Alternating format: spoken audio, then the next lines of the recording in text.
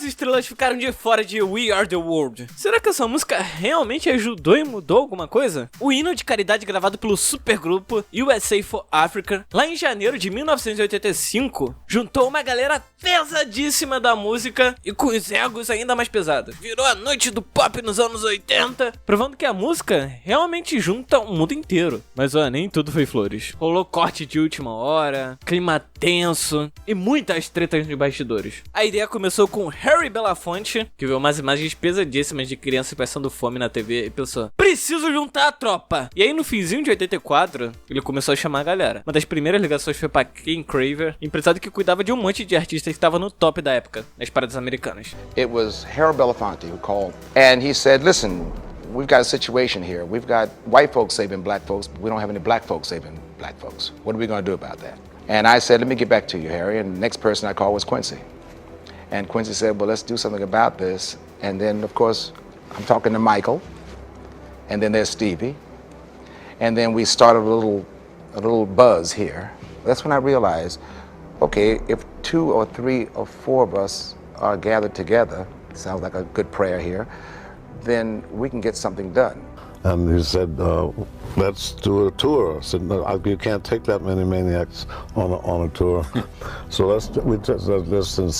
instead let's do a 12-hour session with one. A gravação rolou logo depois do American Music Awards. Ken Craver juntou uma equipe gigantesca, mais de 50 pessoas. Ele entrou num corre insano pra fechar o elenco. O cara até brincava que só ia conseguir dormir depois de garantir pelo menos 2 nomes por noite. Michael Jackson ainda surfava no tsunami que foi Thriller. E quando a galera percebeu que o Michael e o Lionel Richie iam escrever a música, com Quincy Jones no comando da produção, ficou claro que o negócio ia ser gigante. Michael ele ficou meio receoso de colar na gravação, com medo de saturar a imagem dele com o público depois de anos de exposição pela mídia. Também tinha toda a treta negativa da Victor Tour, mas no fim, ele entendeu o peso da causa e claro, ia dar uma moral absurda pra imagem dele também. At the beginning, it was no terror at all because we had no deadline. So that meant... Whenever you can write it, we can write it, it's no problem. 2 weeks before that night, we had no song. Cragen calls on the phone and says,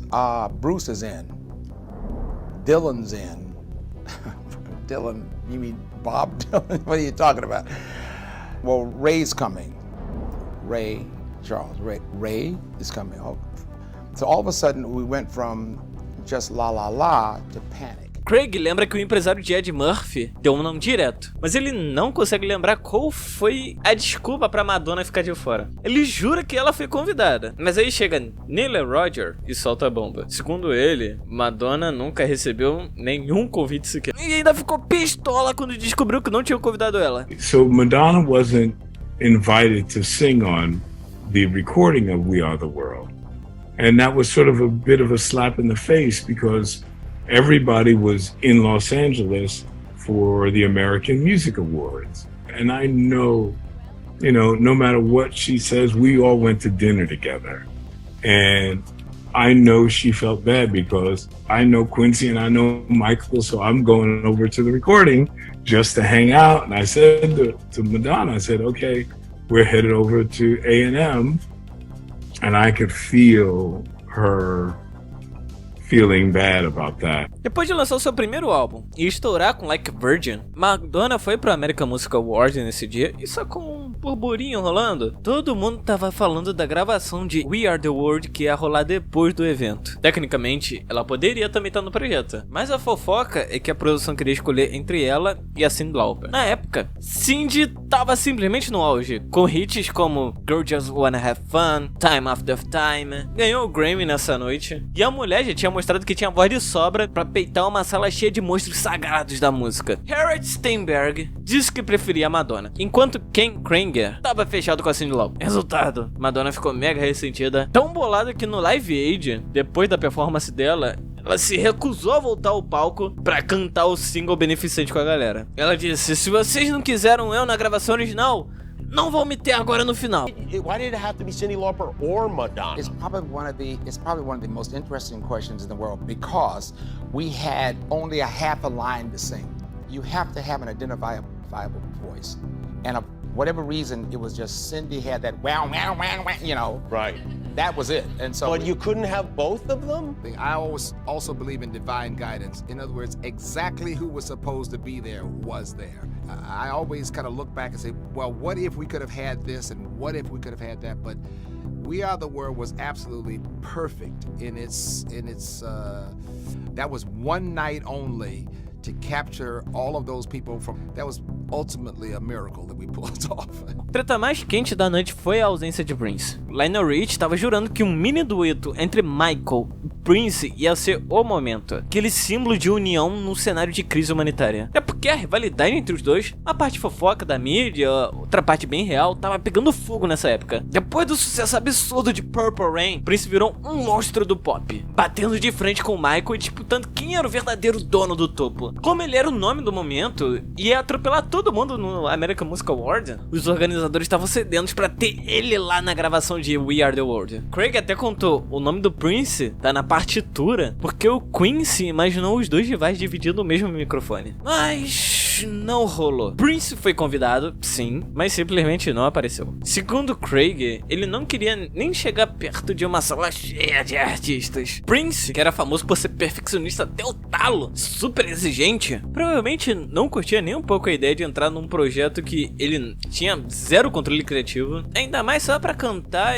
nos trechinhos e dividir espaço com uma multidão de estrelas numa música que ele não escreveu e nem achava tão boa assim. Imagina ele numa sessão gigantesca, caótica, cheia de gente. Pra ele, ia ser uma pura dor de cabeça. Isso tudo numa noite que ele deveria estar comemorando suas próprias vitórias. Lionel Rich contou que ele ficou horas no telefone tentando convencer o Prince a aparecer. E o Prince até chegou a falar, pô cara, posso gravar em outra sala? E o Lionel falou, esse daí é o Prince. O cara não vai encarar uma sala lotada de cantores só porque a gente quer que ele vá. No livro Let's Go Crazy, a guitarrista Wendy Meldovin mandou na lata. Segundo ela, Prince não apareceu porque achava que era um fodão, queria pagar de cool, odiava a música e não queria ficar no meio daquela galera toda. Já no documentário A Noite que Mudou o Pop, conto que chamaram a Sheila justamente na esperança de que ela convencesse o Prince a aparecer, porque os dois tinham um rolo na época. Ela até tentou animar o cara, pô, vai lá, vai ser mó legal. Mas o Prince tava de boa, curtindo a noite depois de levar 3 prêmios e arrasar no palco do American Music Award. Craig disse que Sheila realmente fez tudo pra puxar o Prince pra gravação. Até rolou uma ligação durante o processo. Prince falou com Quincy Jones e ele soltou um, cara, posso ir aí gravar uma guitarra por cima? Então, o Quincy respondeu, filho, as bases já estão gravadas, bonitinho. Aí complicou. Quando Sheila percebeu que não teria um verso solo, bateu aquele feeling de,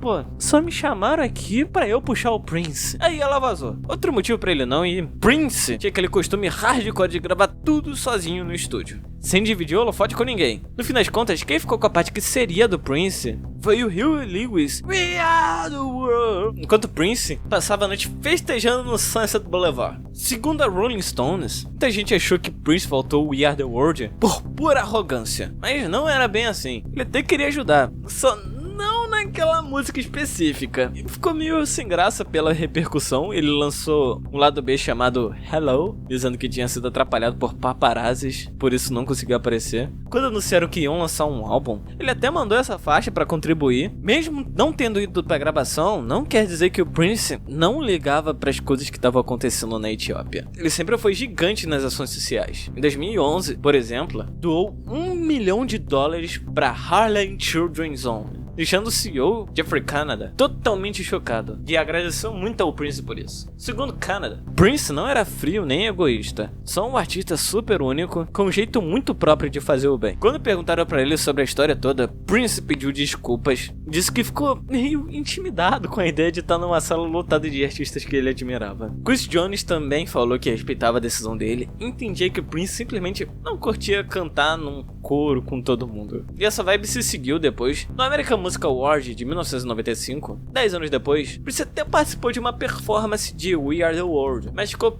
paradinho no palco, chupando pirulito sem cantar uma linha sequer. We Are The World, Quincy Jones, producer. We Are The World, Michael Jackson and Lionel Richie. We are so proud to be a part of an industry of people that in a time when the world is in need of helping each other, this music industry of ours responded.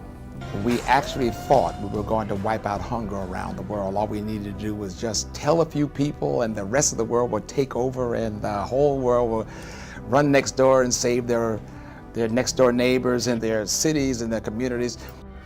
First, I'd like to thank God. And I'd like to say thank you for choosing Lionel and myself to write We Are the World. I thank Quincy Jones, who is the greatest producer to me. O sucesso de We Are The World foi absurdo. Desde o lançamento, a música arrecadou mais de 80 milhões de dólares, que hoje daria uns 214 milhões, e ainda inspirou uma penca de outros projetos musicais de caridade. Foi a prova que artistas de todos os estilos podiam se juntar por uma causa maior. Mas apesar de todo esse hype, prêmios e números gigantes, quase ninguém fala do que realmente importa. O impacto real que isso teve no continente que motivou tudo. Tipo, onde é que foi parar essa grana toda? O supergrupo realmente ajudou a combater a fome, criar mudanças duradouras? Ou será que parte do dinheiro, mesmo doando na melhor das intenções, acabou indo para o caminho errado, desviado por corrupção, governos autoritários ou até interesses corporativos? Certo. A fundação USA for Africa nasceu das mãos de Ken Krieger, que basicamente coordenou toda a operação, mesmo sem ter nenhuma experiência real com ajuda humanitária, e muito menos numa escala desse tamanho. Como os royalties da música demoraram pra cair, Craig e a equipe tiveram um tempinho pra planejar tudo direitinho. Em junho de 1985, saiu o primeiro navio cargueiro lotado de comida, remédios e roupas para Etiópia e Sudão. Harry Belafonte foi pessoalmente ao Sudão para representar todos os artistas, só que com o tempo, aquele hype inicial foi morrendo e as críticas começaram a aparecer. Tanto a USA for Africa quanto o movimento Live Aid tomaram pancada. A acusação principal é que as celebridades tinham despolitizado totalmente a crise da Etiópia, tratando a fome como se fosse só um azar da natureza. Um exemplo caso é em Do They Know It's Christmas, do Band Aid. Eles cantam: nada cresce sem chuva ou rios que flutuam, reforçando a ideia de que a seca era a grande vilã da história. Mas a fome na Etiópia era muito mais complexa do que a falta de chuva. Na real, era um combo explosivo de pobreza extrema, decisões ruins do governo e o mais pesado de tudo, a fome sendo usada como arma de guerra. Depois que Derg derrubou o governo da Etiópia em 1974 e instalou um regime marxista e leninista apoiado pela União Soviética, o país virou um caos político. Vários grupos comunistas, anticomunistas, independentes, todo tipo de facção formaram movimentos armados contra a junta, e nos anos seguintes o governo respondeu do pior jeito possível, com campanhas militares brutais para esmagar qualquer oposição. Junto a isso, o regime implementou uma série de políticas coletivistas, nacionalizando terras e indústrias, sob o slogan "Terra para quem cultiva". Na teoria era lindo, mas na prática virou um desastre. Má gestão, corrupção, repressão violenta, guerras rolando em vários lugares fizeram a produção agrícola despencar. A doutora Elizabeth H. Brandley, de Yale, explica que o próprio governo da Etiópia piorou tudo para adotar táticas de terra arrasada. Eles destruíam colheitas, gado e estoques de comida só pra enfraquecer grupos rebeldes. Imagina isso, num governo já sofrendo com fome. O governo literalmente detonava a comida como estratégia militar. Além disso, as campanhas contra a insurgência sugavam quase todos os recursos. A grana que poderia ir para salvar vidas acabava indo para armas e operações militares. Secas já eram comum na Etiópia, mas a dos anos 80 foi especialmente cruel. E com um país completamente despreparado, milhões de pessoas ficaram em risco real de morrer de fome. E aí entra a treta internacional, política global pesava muito. Nos Estados Unidos, toda ajuda pra Etiópia tinha que passar pelo Conselho de Segurança Nacional, e o governo do Reagan não queria mover um dedo pra ajudar um aliado da União Soviética. Depois que os russos entraram no jogo, a Etiópia virou uma peça estratégica. Recebia armas, conselheiros militares e bilhões de equipamentos da União Soviética. Um relatório da Casa Branca, de maio de 84, mostrava que Washington sabia exatamente da gravidade da crise, mas escolheu não intervir. O mundo só entendeu de verdade o tamanho da tragédia na Etiópia depois das reportagens da BBC, apresentadas pelo Michael Burke, em outubro de 1984. Ele chamou aquilo de uma fome bíblica. E não era exagero. As imagens eram pesadíssimas, milhares de pessoas, muitas crianças, literalmente à beira da morte por desnutrição. Mesmo sem internet, TikTok, nada do tipo. Essas cenas rodaram o mundo rapidinho. Mais de 400 emissoras transmitiram o material, gerando comoção mundial. Foi essa cobertura que mexeu com Bob Geldof e fez ele criar o Band-Aid. Só que ele não fazia ideia das forças políticas por trás da tragédia. E muito menos sabia que o governo de Mengetsu controlava o acesso da imprensa e até montava cenas para manipular a narrativa. Mesmo assim, Do They Know It's Christmas explodiu e levantou mais de 24 milhões de dólares. Inspirado por esse movimento, Harry Belafonte teve a ideia de fazer algo parecido. Ele acreditava que artistas afro-americanos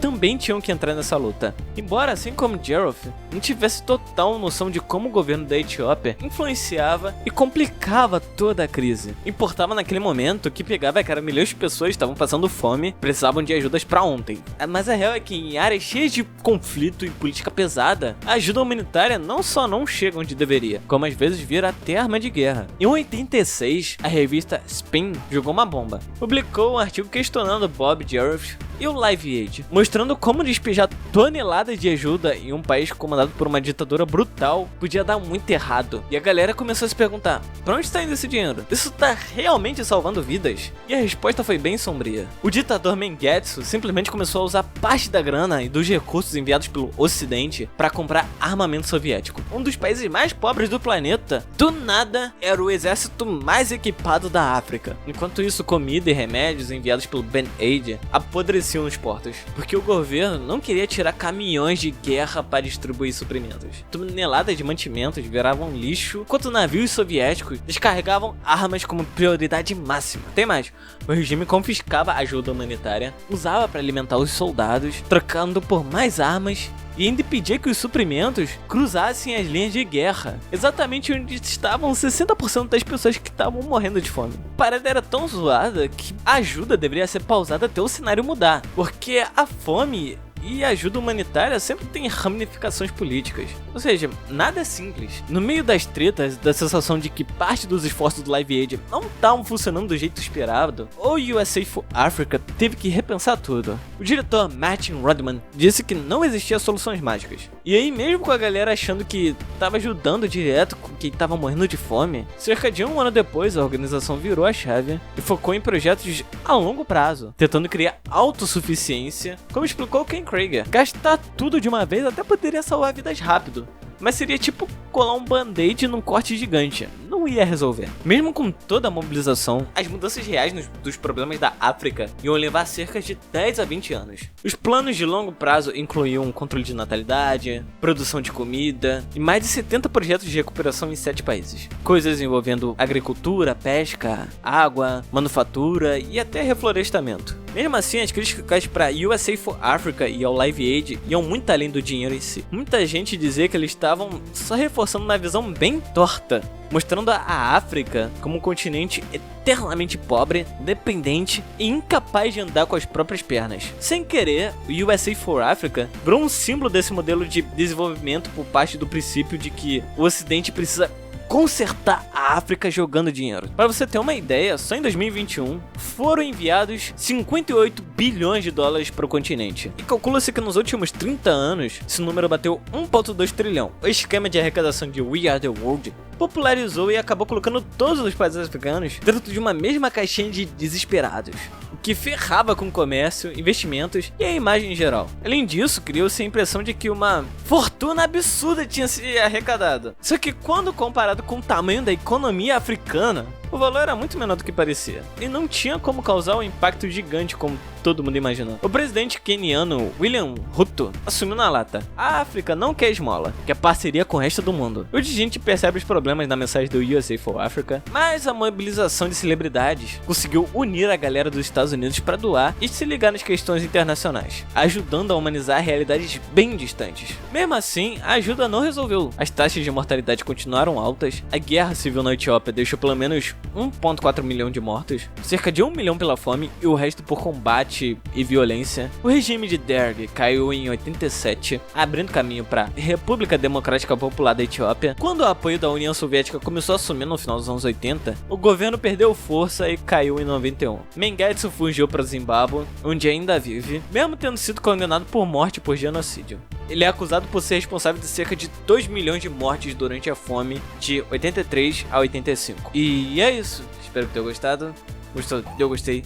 Você sabia de todos esses pormenores de We Are The World? Coloca aqui nos comentários. Compartilha esse vídeo com mais gente. Curta o vídeo. Hype o vídeo. Inscreva no canal. Se puder, vire membro. Vai me ajudar pra caramba aqui. Me siga no Instagram. E é basicamente isso por hoje. Até o próximo vídeo, galera. E tchau!